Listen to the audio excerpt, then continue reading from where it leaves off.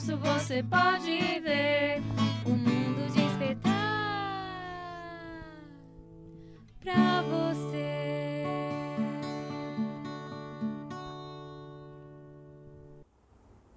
Olá pessoal, como vão vocês? Estão bem? Foi uma semana difícil, muita luta. A gente sempre tem que lutar, né? E a luta, a gente muitas vezes pensa assim, o programa Minha Down é Up, a gente só luta e vê as criancinhas, e a gente sabe que criancinha, todo mundo fala, uma criancinha com síndrome de Down é tão linda, né? Ai, que maravilha, ai, que fofinha, a linguinha dá de fora.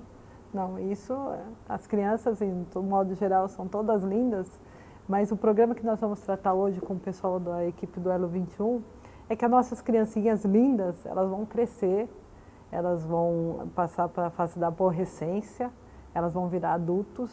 Claro que tudo está muito pontado e galgado na infância, mas não só isso, né, doutores? Muito obrigado por terem continuado aqui, doutor Marcos, Maria Lúcia, o Alex. Mas toda criancinha bonitinha cresce, né? E até esse negócio bonitinho, né? Todas as crianças são bonitas, né? Mas o que a gente precisa ver é como que as nossas crianças bonitinhas vão se tornar adolescentes úteis às sociedades, independentes, e como vai ser a velhice. Como que vocês estão vendo hoje? Podem começar pelo Alex. Como você está vendo hoje essa fase que nós vimos que lá no Elo tem uma pessoa beirando aos 70, né? Que maravilha. Mas como que está acontecendo isso, Alex? Está sendo no mundo inteiro, está sendo algo novo. Então, a expectativa de vida aumentou muito. A doutora Maria Lúcia falou no programa anterior sobre a mudança da expectativa de vida. Então, isso é interessante porque está todo mundo aprendendo. Então, esse é o primeiro ponto. A gente tem pacientes próximos dos 70 anos, então é interessante a gente observar como que esse indivíduo se enquadrou, porque é um indivíduo que nasceu há 70 anos atrás, numa época pouquíssima informação. Então, qual o potencial das nossas crianças que estão nascendo agora? Porque vão pegar um mundo bem mais preparado para esse acompanhamento. Mas esse é o primeiro ponto, tudo é muito novo. É o primeiro ponto que os clínicos, os médicos estão aprendendo a lidar com essa faixa etária, porque ficava muito no domínio do pediatra, quando a expectativa de vida era menor. Então agora os clínicos estão melhorando a formação. Então no Elo 21 a gente se aproximou muito da Sociedade Brasileira de Geriatria, a gente tem alguns protocolos sendo montados junto com eles, porque tem que ter essa aproximação. O geriatra tem muito a contribuir com o pediatra muito a contribuir com o geriatra, e é hora da gente começar a trocar informação, então isso é interessante.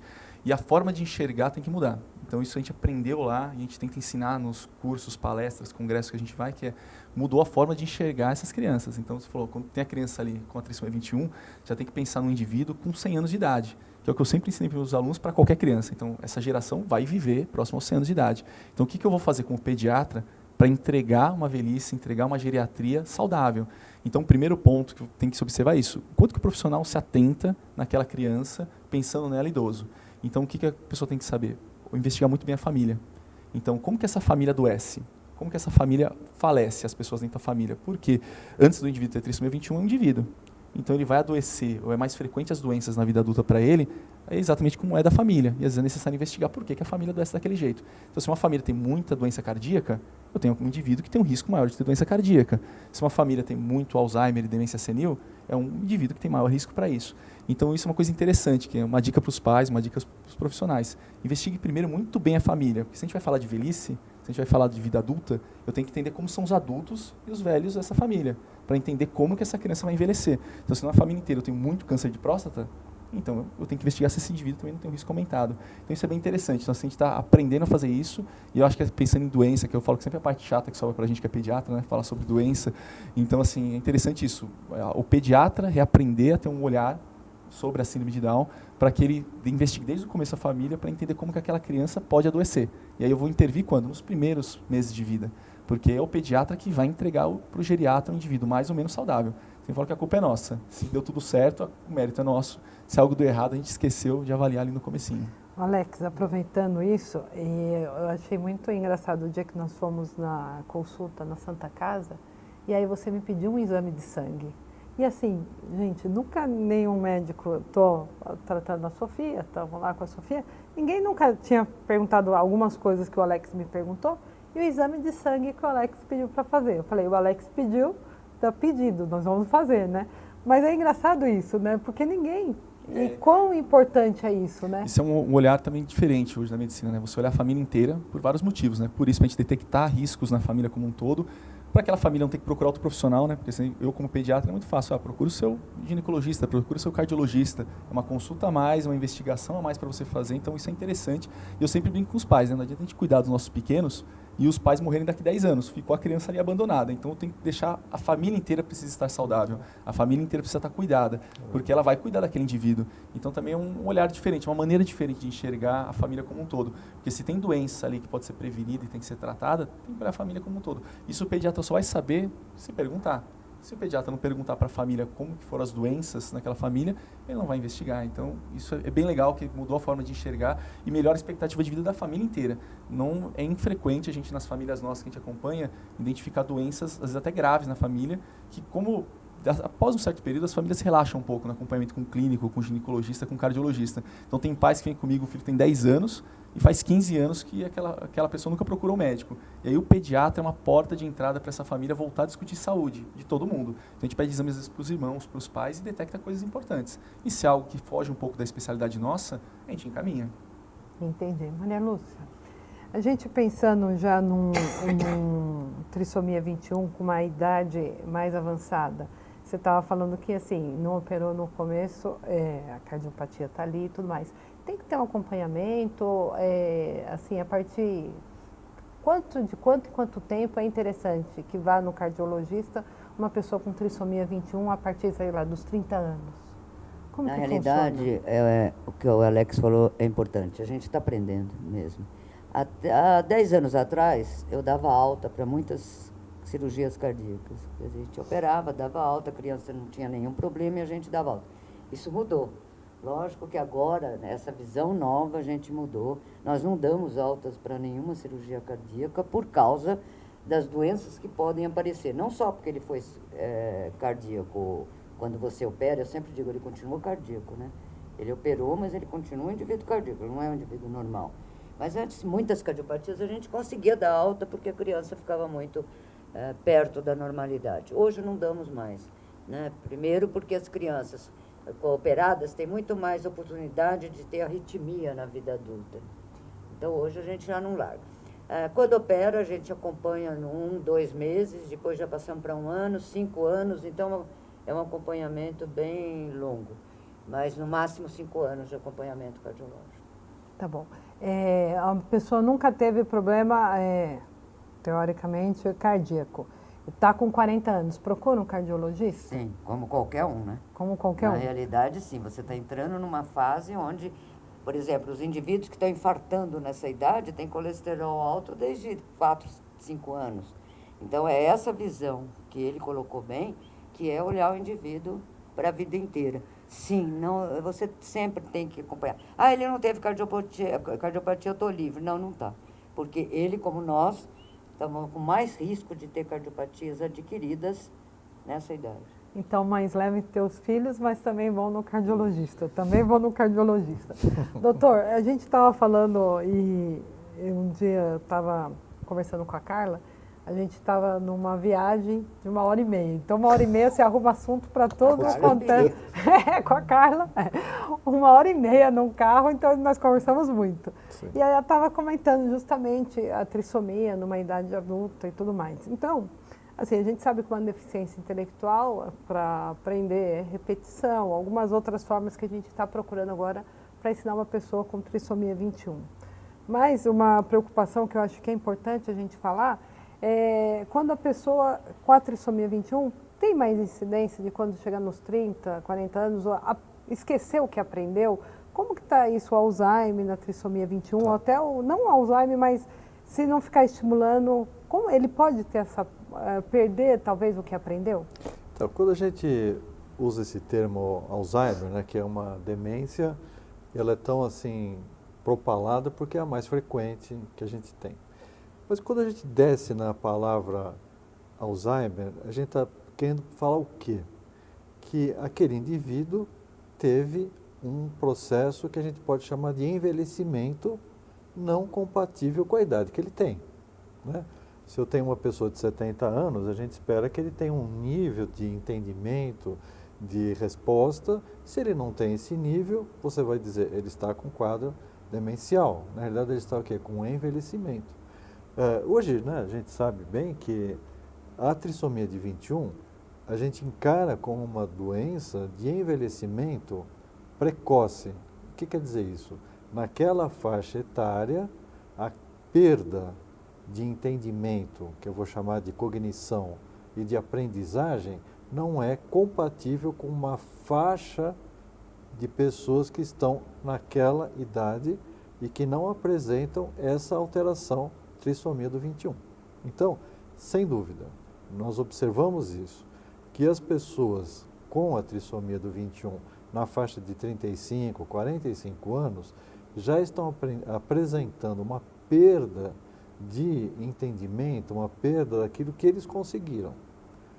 Nós estamos hoje em dia, né, nessa busca de reverter esse processo justamente com o aumento da informação, com a interdisciplinaridade, ou seja, vários profissionais estimulando continuamente e sempre buscando algo de novo para ser estimulado, para ter um conhecimento adquirido. E aqui eu gostaria de dizer algo que eu acho que é importante, que é a nutrição, que é chamada da nutrigenética hoje em dia, né? Que visa justamente o quê? Nessa criança, nesse jovem, evitar os processos inflamatórios degenerativos da célula neural, do neurônio, para a gente estender a utilidade desse neurônio na idade adulta e na idade idosa. Então, isso é uma coisa fundamental. Isso no Elo a gente tem feito com muita propriedade. É evitar mecanismos inflamatórios com destruição tecidual, com perda de população neuronal e, portanto, investindo, como você falou muito bem, né, Alex, da gente fazer com que o idoso seja um idoso saudável e não um idoso doente. Não, é porque a gente vê assim, que vocês sabem que meu pai faleceu ano passado, assim, a pessoa que eu sempre vai ter como referência, como homem, como cidadão, ou como uma pessoa que sempre esteve lá para me ajudar. E ele não pôde estudar tanto, mas meu pai é a pessoa que eu mais vi que fazia contas muito rápido, muito rápido. E meu pai era um taxista, ele trabalhava toda a noite no aeroporto. Então eu falava assim, pai, ele falou assim, Dani, eu estou no trânsito, eu estou vendo a placa, eu faço um número menos o outro. Então a placa 7227, eu vou tirar um do outro. O tempo todo eu estou no trânsito e eu estou fazendo conta. Primeiro que é um saco ficar no trânsito, então... Aí eu fico pensando assim, eu acho que talvez, de alguma outra forma, meu pai era um sábio do tempo que ele estudou e tudo mais, mas o que ele fazia, né? A gente o tempo todo tem que estar estimulando o cérebro, né? De alguma coisa que você goste. No caso dele, ele tinha lá 4 números e ele falava assim, que ele não deixava, porque senão ele ia começar a esquecer as coisas. Eu acho que, de alguma forma, as mães e as pessoas que estão trabalhando com o adolescente, o adulto, o idoso, alguma forma de estimulá-los para eles verem que alguma coisa não está no lugar para fazer isso, né, doutor? Isso é uma visão muito clara hoje em dia, né? Muitas pessoas vêm no consultório e perguntam, né, doutor, olha, eu gosto muito de fazer palavra cruzada, eu gosto muito de fazer conta, eu acho que isso você não deve abandonar, sem dúvida. Mas está mais que provado que você tem que trazer o novo. Quando você traz um conhecimento novo daquilo que você não faz no seu dia a dia, você está estimulando novas conexões no seu cérebro e isto vai trazer para você um aprendizado. E hoje a gente sabe, com estudos que foram feitos multicêntricos, que é tão importante adquirir o conhecimento, mas tão importante quanto passar esse conhecimento adquirido. Porque quando eu passo esse conhecimento adquirido, eu reforço o meu conhecimento e a minha fixação aumenta. Isso está provado. Então eu sempre estimulo, aprenda algo e ensine para o seu neto, ensine para a sua filha, ensine para o seu amigo que não sabe aquilo. Então isso também, nós temos que adaptar isso à trissomia do 21. Que ele vá aprendendo o que ele sabe, para manter, que vamos estimular com novos conhecimentos e gerar dentro dele o estímulo do professor, que ele também seja professor. Eu vejo muitas vezes lá no Elo, estava com o Sandro ontem, inclusive, que é o nosso educador físico, e ele estava fazendo uns exercícios com um jovem, e ele falava para o jovem, olha, fala para ele como é que você faz. E ele falava e o outro fazia. O que quer dizer isso? Passar conhecimento, entendimento, crescimento, manutenção, vida circulando. Gente, e assim, a gente usa aqui muito o programa para ser realmente de utilidade pública. Ai, Dani, mas eu não tenho a condição, eu não vou no Elo 21. A gente sabe que o exercício físico, né, alguma forma da gente também trazer isso para o nosso dia a dia, né? Como nós vamos fazer isso e como transformar isso no adulto, né? Porque, claro, e a gente já tem essa realidade, né? Então, talvez, e eu acho que talvez o YouTube, nesse momento, porque tem muitas coisas que a hora que eu vejo a Sofia lá, a gente controla muito, porque no YouTube, muita coisa lá que não presta. Tem um tal de Lucas lá que se eu pudesse, eu dava uns croques naquele cara. Tem hora que a Sofia começa e mamãe, mamãe, mamãe, mamãe, mamãe, mamãe, mamãe. Eu falei, não é da Sofia isso. A hora que eu fui ver, era um tal de Lucas lá que fica imitando criança e fala 20 vezes a mesma coisa. Mas talvez a gente conseguir, o Elo, nós enquanto entidades, mas criar algumas oficinas para cada dia treinar a criança e o adulto de alguma forma, né? Porque se a gente imaginar que isso será de políticas públicas, nós estamos na roça, né? Com certeza. Então, o que fazer? O que... Então, eu penso assim, né? Eu penso em mim, penso em nós, né? A minha ida ao Elo 21 forçou a mim que eu estudasse e que eu presenciasse coisas que não eram o meu métier do dia a dia, como neurologista e neurocirurgião clássico. E isso para mim foi muito grandioso. Então, eu busquei algo, eu estou indo buscar. Eu comecei a fazer exercícios que eu não fazia, físicos. O que eu estou fazendo? Estou buscando. Isso você pode fazer em qualquer situação que você esteja. Qualquer lugar tem um campinho, tem uma quadra, tem uma instituição até pública mesmo que lhe oferece isso.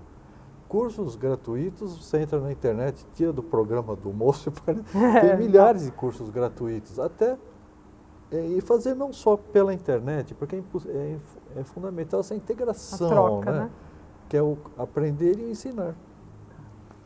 Alex, eu sei que logo ele vai falar que o nosso programa está terminando e eu queria assim, manda uma mensagem para uma mãe, para uma pessoa com trissomia 21, para o profissional de saúde. Esse é teu momento. O que você quer falar? E eu queria agradecer muito mesmo. Acho que na questão do envelhecimento, o recado é sempre assim, estimular a autonomia, que você tem que enxergar aquele seu bebê que está ali, que ele vai ser um indivíduo 30, 40, 50, 70, 80, 90, 100 anos de idade. Eu sempre brinco com as mães, as coisas correrem tudo bem. A gente vai partir primeiro que os filhos, é o que todo pai quer. Então a gente tem que imaginar aquele indivíduo sozinho, em relação aos pais, dentro da comunidade, mas integrado. Então que ele não vai estar com a mãe e com o pai o tempo inteiro ali. Então se eu tenho esse olhar do envelhecimento no meu bebê, eu já pratico autonomia desde os primeiros meses. E aí eu vou tirar ele de dentro da caixinha, aí é o momento que eu não vou ficar estagnado, é o momento que ele vai buscar autonomia. Então isso é muito, muito, muito importante para o envelhecimento. A gente não pode deixar ele estagnado, a gente não pode deixar de dar autonomia. Então isso é importante. A gente está aprendendo sobre envelhecimento, então os pais estão ajudando muito a gente a conhecer, as pesquisas estão acontecendo, esse envelhecimento precoce que a gente discutiu hoje acontece. Então a gente está se preparando para isso, mas é um trabalho que começa desde a pediatria. Então isso é bastante importante. Então tem esse olhar, quando você olhar seu bebezinho, qualquer filho que seja, com síndrome ou sem síndrome, tem um olhar de como que vai ser aquele indivíduo na vida adulta, como vai ser aquele indivíduo na vida geriátrica, na velhice, para que se pratique autonomia, para que se pratique saúde desde o comecinho, porque daí isso que é o maior legado que a gente deixa para os filhos, né? Então a gente não vai estar mais aqui, mas aquele filho vai ter uma velhice saudável, porque o legado que eu dei para ele desde os primeiros meses, aquilo os genes dele carrega, aquilo ele ativa genes relacionados com saúde, bloqueia genes relacionados com doença. Então não tem herança maior para deixar para um filho do que uma velhice saudável. Então o que os nossos filhos vão colher velhinhos é o que a gente como pais se entregou para eles desde o intraútero. Então trabalhem com isso sempre, que é o mais importante e é o que a gente vai deixar como grande herança. Tá ótimo. Maria Lúcia? Eu gostaria de agradecer o convite, muito obrigada. Eu vou falar duas coisas que eu já falei. Primeiro, o pediatra é o maestro da orquestra. Nós somos apenas alguns instrumentos. Então, nunca esquecer disso. O pediatra é o maestro, é ele que vai dirigir, é ele que vai se responsabilizar por essa criança. Em segundo, lembrar que ecocardiograma não é diagnóstico de cardiopatia, por favor. Tá? Então, não substituir um exame subsidiário para fazer o diagnóstico de uma patologia. Bom, quero agradecer, né, o seu convite. Quero agradecer a todos nós que podemos estar aqui. Eu queria dizer para você, né, que a vida não é um fim. A vida é um caminhar. E nesse caminhar, nós vamos encontrar situações de muita alegria, situações de tristeza, mas é esse processo que a gente está vivendo que faz, por exemplo, que a gente esteja hoje aqui nesse programa. Porque você, no seu processo, teve a ideia de criar um programa, nós, no nosso processo, tivemos a ideia de estudar um tema, e nós estamos todos aqui, e vocês aí, e nós estamos vivendo. Então, isso é vida. Então, vamos viver. Pessoal, eu pedi para eles se despedirem, porque assim, os dois programas anteriores mandaram um beijinho coletivo e assim, eu acho que é muito importante a gente ressaltar a qualidade de profissionais que nós temos no Elo 21 e a qualidade de profissionais que nós temos na saúde. Se você acha que você não foi bem atendido, procure outro. Claro. Você precisa estar tranquilo e sabendo que o teu filho está em boas mãos. Quando o Alex começou a falar que a gente tem que pensar sempre que a gente pode falecer, eu penso isso, acho que toda noite, antes de dormir, eu fico pensando o que vai acontecer com a Sofia quando eu não estiver aqui, ou quando o Anderson não estiver, claro. Pela probabilidade, eu vou falecer antes que o Anderson, vocês sabem que ele é mais novo que eu, mas eu sempre penso nisso, o que vai acontecer com a Sofia se eu fiz o suficiente para naquele dia eu deixar a Sofia mais independente, se eu fiz o suficiente para o que acontecer e ela não tem irmãos. E ontem eu presenciei uma cena, e eu sei que o Elo 21 trata muito disso, como que a família, e se a gente não está girando toda a nossa vida em função da criança, da pessoa com síndrome de Down, mas se eu não estou esquecendo das outras pessoas da família, se eu não estou esquecendo de mim. Então eu falo para vocês, eu brinco, mas é muito sério. Muitas vezes eu procuro nas fotos que eu vejo minhas, cadê aquele meu brilho no olhar que eu tinha? E não é porque a Sofia nasceu que eu perdi o brilho no olhar, mas assim, cadê o brilho no olhar? Mães, vocês estão se cuidando? Pais, vocês estão também cuidando de vocês e cuidando da tua esposa? Ou assim, é o momento do 21 de março, cadê minha vida? Cadê a tua vida? Cadê o teu brilho? Cadê o teu ser como entidade, como uma pessoa, um indivíduo? Então, claro que nós temos que cuidar dos nossos filhos. Claro que nós temos, mas tem irmãos, né? Nós temos famílias. Eu sei que vocês se preocupam com isso. E aí uma mãe estava apavorada lá onde eu estava, que a filha de 10 anos estava debaixo da mesa chorando muito. A mãe estava acompanhada com a criança que estava fazendo uma terapia, e a criança com 9 anos chorando, falando que está pensando em morrer. Então, assim, claro que a gente está aqui, né? E a gente não vai pensar, eu não estou na tua casa. Mas será que, o que nós estamos fazendo enquanto família, né? Claro. O que nós estamos fazendo? Olhando para si. E eu vi que vocês têm esse projeto, né? Os Irmãos da Trissomia 21. É muito importante isso, né, Alex? É muito importante quando a gente fala envelhecimento, mais importante ainda, né? A estrutura familiar e social que a gente entrega é que vai dar todo esse suporte. Então é importante esse olhar, a gente não pode esquecer dos irmãos, não pode esquecer da estrutura familiar, como você falou. É uma peça dentro de um sistema. Então a gente tem que cuidar de todo mundo para que todo mundo fique saudável junto. Não tem uma criança saudável sozinha. Tem uma família saudável, uma sociedade saudável. Se alguém estiver doente, todos vão adoecer. O dia que a Sandra estava aqui, ela estava falando, né, que estava num atendimento, e aí tinha uma criança que acho que brincou lá, e a mãe foi e deu um pito. Aí a criança com trissomia 21 subia na mesa, pulava. Ela não falava nada. E ela não falava nada. Então isso também não é legal, né? A gente impor. Mas assim, eu fico pensando, e claro, sempre a Sofia não tem um irmão, a Sofia não tem um irmão. Muitas vezes eu acho que isso também não é legal para a Sofia, mas é uma condição e tudo mais. Mas as mães que têm um casal de filhos ou têm 2 filhos, também não pôr tanto peso na criança que não tem a trissomia 21, né? Isso não seria justo também, né? Então, eu acho que é uma coisa para se pensar, né, doutor? Como? Família é família, né? Como a gente mesmo fala, né? Mas eu acho que o tema da família é contemporização e harmonia. Contemporizar é uma arte, acertar essas arestas, né? E a harmonia é o que a família busca encaminhar, né? E nós vamos ter daqui a um tempo, né, uma grande família de trissomias de 21, que de repente eles estão dando aula para trissomias de 21, integrados com pessoas que não têm trissomia e que têm outras coisas, e isso é humanidade, né? Então vamos contemporizar. Pessoal, é assim, é um programa para a gente refletir mesmo. O dia 21 de março está aí, mas não é o único. A gente sabe que o Elo 21 vai dar um presente para vocês, para nós, né? Eu não vejo a hora de chegar o dia 21 para ter esse presente. Nós antes já teremos a nossa caminhada aqui em Guarulhos, que vai ser no dia 17 de março. Muita coisa confirmada, vai ser uma manhã maravilhosa. Nós temos super-heróis, nós temos bicicletas adaptadas, nós temos o kart adaptado, vamos ter brincadeira de corda, nós vamos ter amarelinha, corrida de saco para a família. Então, assim, não é só a caminhada, mas é importante a gente marcar que a gente precisa de políticas públicas, a gente precisa que olhem para os nossos filhos. Não só no dia 21 de março aparecer lá para tirar uma fotinho. Não, não é isso que a gente quer. A gente quer escola integrada, hospital integrado, saúde integrada. Nossos filhos, as pessoas, os indivíduos com trissomia 21 precisam disso. Queria agradecer muito, muito, Obrigada, muito. E, gente, quem faz o programa são vocês. A audiência está muito boa. Eu vejo que cada vez mais mães procuram isso. O que nós tivemos esses profissionais aqui, vocês não imaginam a alegria e o que eles dispuseram para estar aqui hoje. Eu queria agradecer muito a TV Guarulhos, tá bom?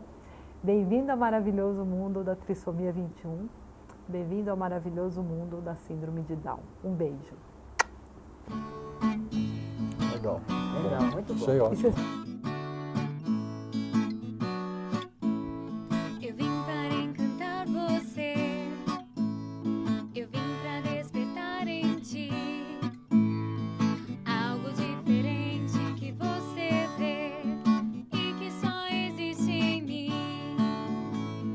A maneira Down Up de ser, em 21 de março você pode ver.